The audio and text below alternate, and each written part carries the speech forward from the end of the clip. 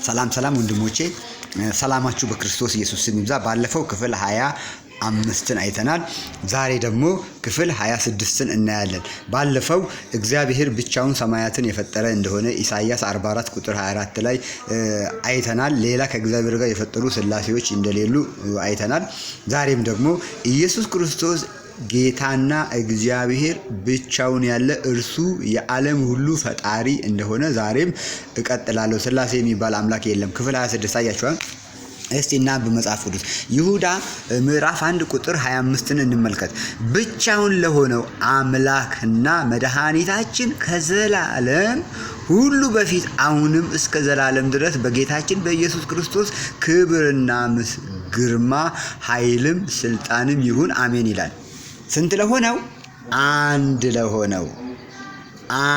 ለሆነው ስንት ለሆነው? አንድ ለሆነው መድኃኒት አንድ ነው። አምላክ አንድ ነው። ፈጣሪ አንድ ነው። እርሱም ኢየሱስ ክርስቶስ እግዚአብሔርና ጌታ ነው።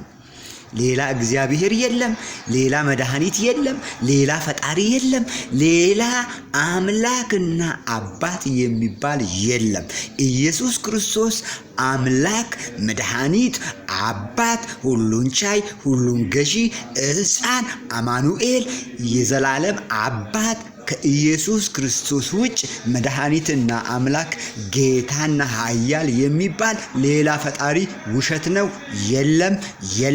ተስፋን ቁረጥ።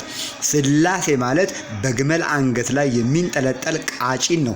መሳፍንት ምዕራፍ 8 ከቁጥር 20 እስከ 27 ተመልከት። የሰለሱ ስላሴዎች፣ ሱሉሴዎች፣ ሱሉስ በግመል አንገት ላይ የሚንጠለጠል ቃጭን ነው።